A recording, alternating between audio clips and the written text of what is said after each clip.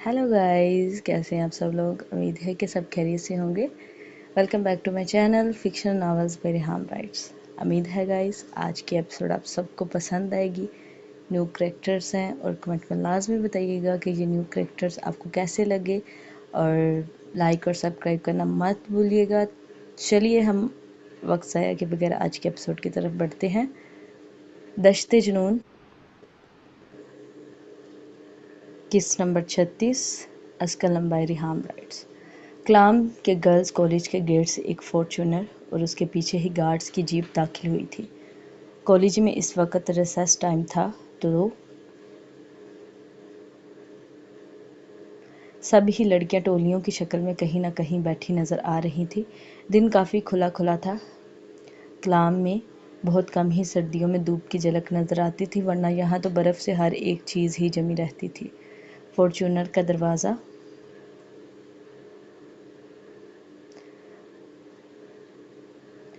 खोलते ही शहजादों सियान रख्ता तिलिस्मी नकोश का मालिक अरबाज खानज़ादा पुरशान के साथ बाहर निकला था। ब्लैक सूट पर स्किन अजरक लिए वो काफ़ी लड़कियों की नज़रों का मरकज़ बना था। मगरूर खड़ी नाक, चेहरे पर पहाड़ों से सकती अनाबी होंठ, स्याह आंखें जो उसकी खूबसूरती को और निखार रही थी। कमीज़ के कफ कोहनियों तक चढ़े हुए थे, जो उसके हाथों और बाजुओं की वेन्स को जाहिर करते उसके चट्टानी जसामत की निशानदही कर रही थी। स्याह कमीज़ उसके सीने से चिपकी हुई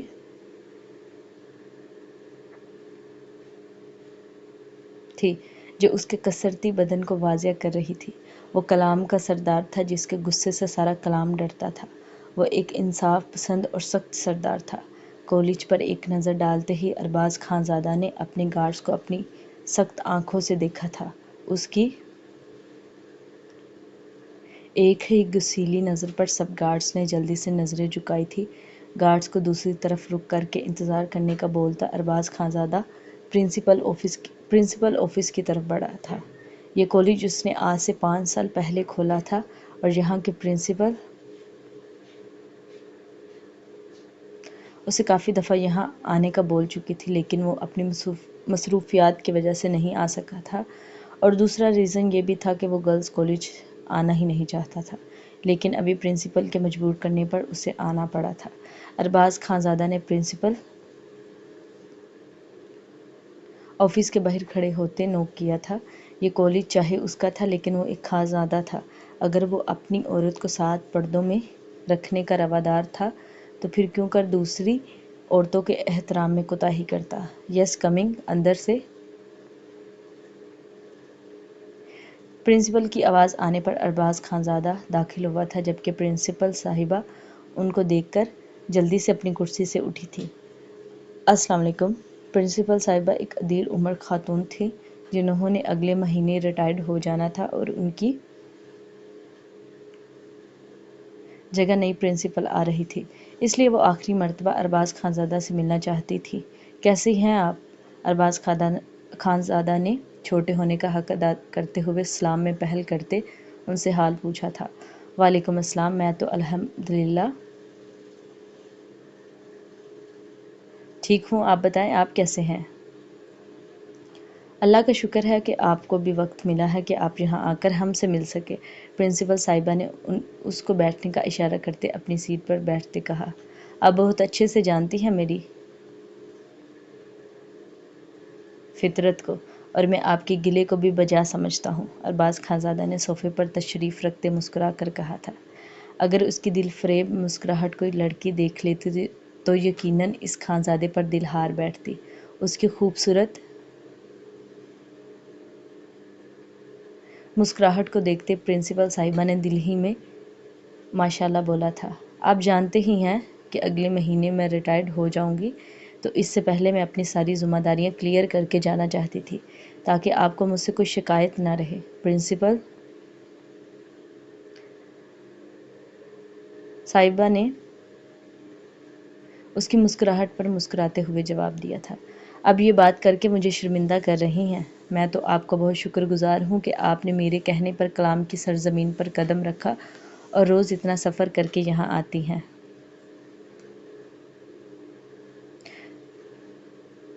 अरबाज खानज़ादा ने सीधे होते कहा, शुक्रगुजार तो मैं हूँ आपकी कि आपने मेरे लिए इतना कुछ किया है और मैं बदले में सिर्फ 5 साल तक ही यहाँ पर रह सकी। यकीनन अगर मेरी उम्र का तकाजा ना होता या मेरी रिटायरमेंट में कुछ और साल होते तो मुझे यहाँ रहकर बहुत खुशी होती। बस अब यही ख्वाहिश है कि यहाँ से जाकर अपनी ज़िंदगी का बकिया हिस्सा लोगों की मदद करके ही गुजारूँ। काफ़ी देर प्रिंसिपल साहिबा और अरबाज खानज़ादा बैठे बातें करते रहे थे और सारी चीज़ें डिस्कस की थी। अरबाज खानज़ादा प्रिंसिपल साहिबा से इजाज़त लेता बाहर आया था। अभी भी काफ़ी लड़कियां बाहर थी, इसलिए अरबाज खानज़ादा पिछली साइड का रास्ता अख्तियार करता बाहर की तरफ बढ़ा था। ये कॉलेज उसने अपनी निगरानी में बनवाया था, इसलिए उसके चप्पे चप्पे से वाकिफ था। चल बहारे, अब गाना सुना भी दे, कब से हम तेरे तरले कर रहे हैं, लेकिन तू है नखरे ही करती जा रही है। सब लड़कियां अपनी अपनी सरगोशियों में मसरूफ़ थी जब बहारे और उसकी 2 सहेलियां उसके गिर्द बैठी उसे कब से गाना सुनाने को कह रही थी। बहारे की आवाज़ बहुत प्यारी थी, सामने वाले को हिप्नोटाइज करने की ताकत रखती थी। बहारे, अब तुझे लाला की कसम सुना दे, नहीं तो फिर मैं नहीं तुझे बुलाती। शिबाना ने उसे धमकी लगाते उठना चाहा था जब बहारे ने जल्दी से उसका हाथ पकड़कर बिठाया था। शिबाना उसकी तायाजाद कज़न थी, दोनों ही सेकेंड ईयर क्लास की स्टूडेंट थी। बहारे शर्माते हुए अपनी चादर का कोना हाथ में लेते गाना शुरू करने लगी थी, जबकि उसको शर्माते देख दोनों सहेलियां मुस्कुराई थी। वो जानती थी कि अब वो किसके लिए गाना गाएगी। सो गाइज़, ये बहुत प्यारा सॉन्ग है, ठीक है।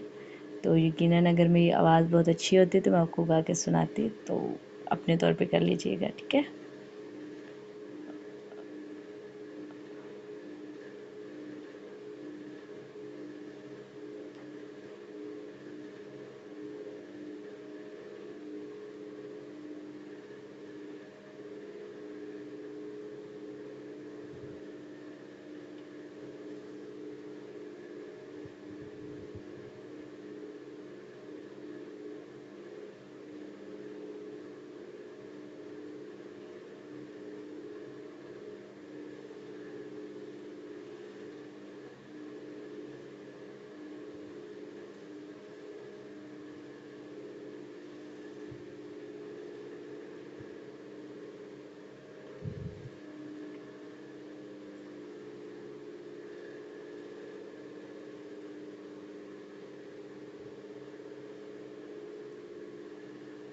अरबाज खानज़ादा जो पिछली साइड से जा रहा था, किसी की आवाज़ के सहर ने उसके कदमों को जकड़ा था।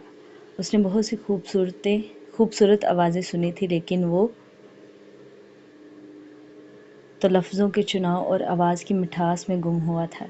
इतनी मीठी आवाज़ जो सीधी उसके दिल पर जा लगी थी। ऐसा लग रहा था कि गाने के लिरिक्स और आवाज़ गाने वाले की फीलिंग्स को बयां कर रही हों। अरबाज खानज़ादा कभी भी मुड़कर किसी को ना देखता, लेकिन इस आवाज़ ने उसको अपनी सिमत मुड़ने पर मजबूर किया था। अरबाज खानज़ादा ने जैसे ही पीछे मुड़कर देखा तो उसकी नज़रें साख्त हुई थी। बहारे और उसकी दोनों दोस्त क्लासरूम में पिछली खिड़की के पास बैठी थी, जबकि बहारे खिड़की से बाहर नज़र आते पहाड़ों पर नज़र गाड़े अपनी मधुर आवाज़ में गुनगुना रही थी। अरबाज खानज़ादा की नज़रें उसके चाँद से चेहरे पर टिकी थीं।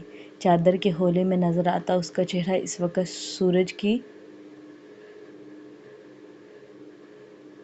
रोशनी पड़ने पर उसकी खूबसूरती को और निखार रहा था। छोटी सी नाक, जिसको वो बार बार ऊपर चढ़ाकर अगला बोल शुरू करती थी, उसके खूबसूरत गुलाबी होंठ उसके गुनगुनाने पर जब हिलते थे तो ऐसा लग रहा था जैसे फूल की पत्तियां एक दूसरे से टकरा रही थी। अरबाज खानज़ादा आंखें खोले उस हसीन मुखड़े का दीदार कर रहा था। 30 साला ज़िंदगी में उसने आज तक किसी औरत को नज़र भर कर नहीं देखा था। उसका दिल आज से पहले कभी इस तरह नहीं धड़का था जो इस वक्त सामने बैठी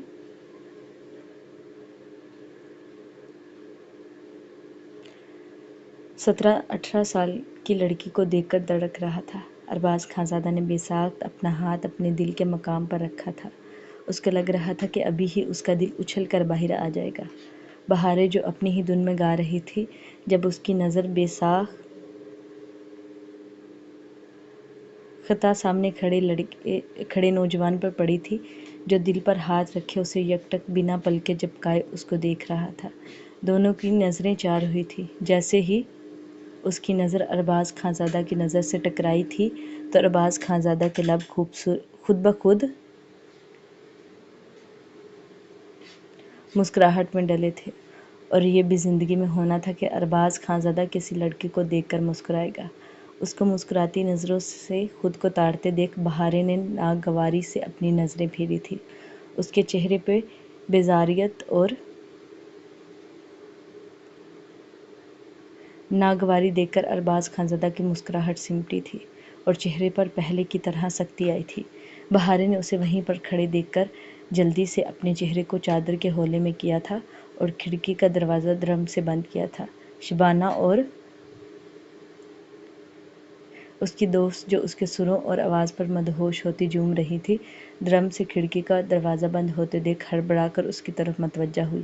کیا ہوا؟ تم رک کیوں گئی؟ شبانہ نے بہاریں کے ہاتھ پر ہاتھ رکھتے پوچھا تھا تو بہاریں نے اسے غصے بھری نظروں سے گھورا تھا۔ تو ہی مری جا رہی تھی، میں گھر جا کر تجھے سنا دیتی گانا، لیکن نہیں، تمہیں تو یہیں پر سننا تھا۔ یار بہاریں، تم غلط بات کر رہی ہو، میں بھی تو اتنی ہی شدت سے تمہارا گانا سننا چاہتی تھی۔ اس کی سہیلی نے اس کے چہرے پر بیزاریت کے تاثرات دیکھتے خفگی سے کہا تھا تو بہاریں نے اپنے تنے ہوئے چہرے کو ڈھیلا چھوڑتے اس کی طرف مسکرا کر دیکھا تھا۔ اچھا نا میری جان، اب تم دونوں نے سن لیا نا، تو میری جان چھوڑو، اور ٹیچر کمرے میں آنے والی ہوگی تو اس لیے سیدھی ہو کر بیٹھ جاؤ۔ بہاریں نے اپنی سہیلی کا دل نہ دکھاتے ہوئے مسکراتے ہوئے کہا تھا۔ ارباز خانزادہ حیرت کی مورت بنا کھڑکی کے دروازے کو گور رہا تھا۔ اگر یہ زندگی میں پہلی دفعہ ہوا تھا کہ ارباز خانزادہ نے کسی لڑکی کی طرف مسکرا کر دیکھا تھا، تو یہ بھی ارباز خانزادہ کی زندگی میں پہلی بار ہوا تھا کہ کوئی لڑکی اس کو دیکھ کر ناگواری سے نظریں پھیر گئی تھی، ورنہ اس کی خوبصورتی اور اس کی پرسنالٹی دیکھ کر بہت سی لڑکیاں تو اسے دور سے دیکھ کر اپنی آنکھیں سینکتی تھی۔ اور ارباز خانزادہ نے غصے سے ایک دفعہ کھڑکی کو گھور کر دیکھا، اپنے قدموں میں تیزی لاتے گیٹ کی طرف بڑھا تھا اور اپنی گاڑی میں بیٹھتا جلدی سے گاڑی بھگا لے گیا۔ المیر خانزادہ اور ظہیر خانزادہ کا حال آغا سے کم نہیں تھا۔ دونوں کی آنکھیں غصے اور ضبط سے سرخ ہو رہی تھی۔ فجر کو ارشمان خانزادہ نے نیچے آنے سے پہلے ہی ساری بات بتا دی تھی۔ وہ تو یہ سن کر ہی حیرتوں میں گری تھی کہ اس کی ایک پھپھو بھی ہے اور ان کو اس گھر سے کیوں نکالا گیا تھا۔ ساری بات سن کر فجر کو سمجھ آ گئی تھی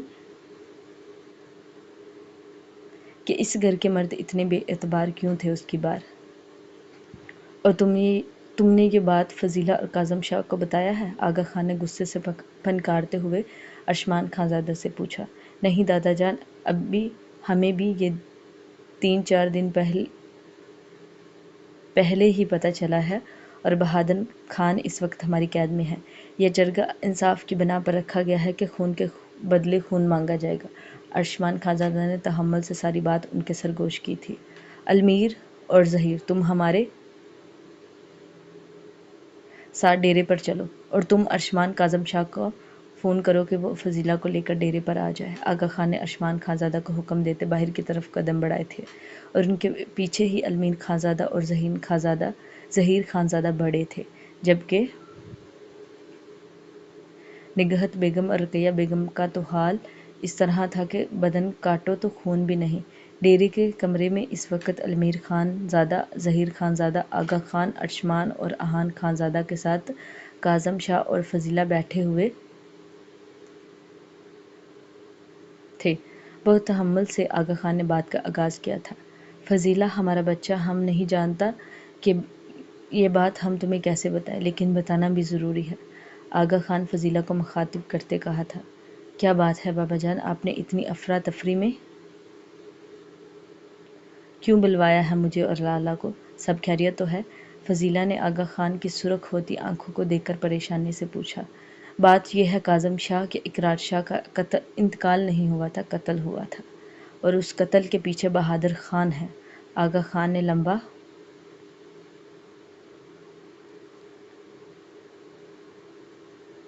سانس بھرتے اپنے آنسوؤں پر قابو پاتے بات کی تھی، جبکہ کاظم شاہ اور فضیلہ کا چہرہ لٹھے کی مانند سفید ہوا تھا۔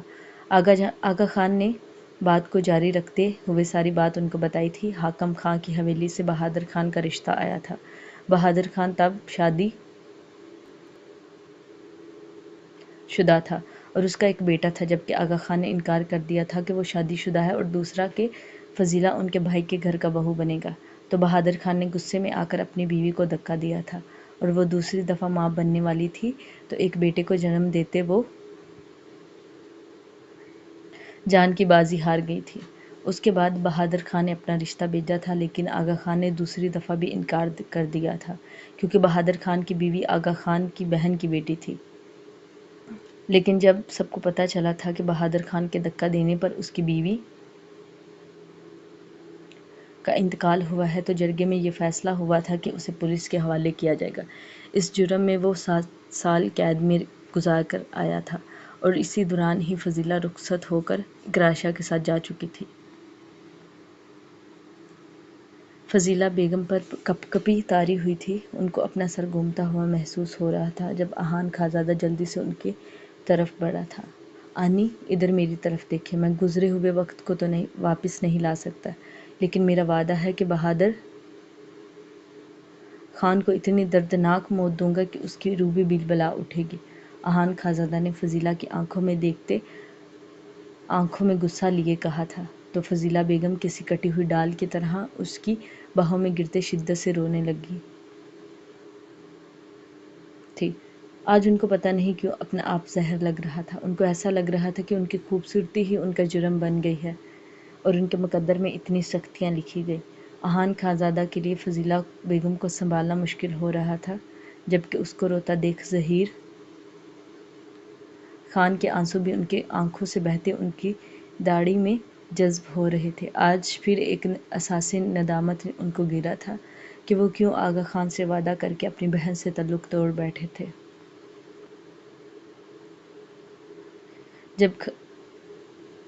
جبکہ المیر خان نے آگے بڑھتے کاظم شاہ کو گلے لگایا تھا، جو خود کو اس وقت بہت اکیلا محسوس کر رہے تھے۔ پہلے ہی باپ اور اس کے بعد بھائی کی موت نے ان کو توڑ کر رکھ دیا تھا، اور یہ بات جان کر کہ ان کے بھائی کا قتل ہوا تو ان کی ہمت جواب دے گئی تھی۔ وہ بھی المیر خان کے گلے لگتے اپنا ضبط کھوتے رونے لگے تھے، اور اس وقت آغا خان کا چہرہ زلزلوں میں لگ رہا تھا۔ احساسِ ندامت بہت بری چیز ہوتی ہے جب اپنی غلطی کا احساس ہوتا ہے، اور جب یہ پتہ چلتا ہے کہ ان کے ایک فیصلے نے اتنی زندگیوں کو کھوکھلا اور برباد کر دیا ہے، تو یہ احساسِ ندامت انسان کو اندر سے کھانا شروع کر دیتا ہے، اور ایسا لگتا ہے کہ آپ ایک زندہ لاش ہو، اور دن رات یہ احساس آپ کو اندر ہی اندر سے ریزہ ریزہ کرنا شروع کر دیتا ہے۔ یہی احساس ایک دفعہ پھر شدت سے آغا خان کو ہوا تھا کہ کس طرح سے ان کے ایک قدم نے آج ان کی بیٹی کو توڑ کر رکھ دیا تھا۔ ڈیرے کے کمرے میں اس وقت ماتم کا سماں تھا، ہر دل خون کے آنسو رو رہا تھا۔ جرگے میں اس وقت سب علاقوں کے سردار تھے۔ جب ارشمان خانزادہ نے اپنی سیٹ سنبھالتے اپنی گسیلی آنکھیں حاکم خان پر جمائی تھیں، اس کی نظریں حاکم خان کو اپنے وجود میں اترتی محسوس ہو رہی تھیں۔ تو کیا فیصلہ ہے آپ کا؟ ایک بزرگ سردار نے مدعا سنتے کہا۔ خون کے بدلے خون ہی، اور یہ بھی کہ حاکم خان سے سرداری چھین لی جائے۔ ارشمان خانزادہ نے حاکم خان کو زہریلی نظروں سے دیکھتے کہا تھا۔ نہیں، پلیز، میں آپ سب سے معافی مانگتا ہوں، میرا ایک ہی بیٹا ہے، اس کو چھوڑ دیا جائے، میں خون کے بدلے اپنی آدھی جائیداد دینے کو تیار ہوں۔ حاکم خان نے محسوس کیا تھا کہ اگر طاقت سے کام نہیں چل رہا تو انہوں نے آغا خان کے قدموں میں بیٹھتے التجا کی تھی۔ ہم کو تم نے بغیرت سمجھ رکھا ہے جو اپنے بیٹے کے خون کے بدلہ میں تمہاری جائیداد لے گا، آغا خان نے غصے سے اپنے پاؤں چھڑواتے پھنکارتے ہوئے کہا تھا۔ کچھ ہی دیر میں جرگے کا فیصلہ ہو چکا تھا۔ میں آپ سب سے آخری بات کرنا چاہتا ہوں۔ جب سب کھڑے ہوئے تو عثمان خانزادہ نے سب کو اپنی طرف متوجہ کیا تھا، تو سب نے سوالیہ نظروں سے اس کی طرف دیکھا۔ حاکم خان سے تو اس کی سرداری چھین لی گئی ہے، لیکن میرا یہ فیصلہ ہے کہ اگر حاکم خان کے پوتوں میں سے کوئی بھی سرداری پر کھڑا ہونا چاہے تو وہ ہو سکتا ہے۔ عثمان خانزادہ اپنا آخری فیصلہ سناتا فضیلہ خان کو اپنی گرفت میں لیے باہر کی طرف بڑھا تھا۔ امید ہے گائز آج کی ایپیسوڈ آپ سب لوگوں کو پسند آئی ہوگی، so don't forget to subscribe and like my channel. ہنستے رہے، مسکراتے رہے۔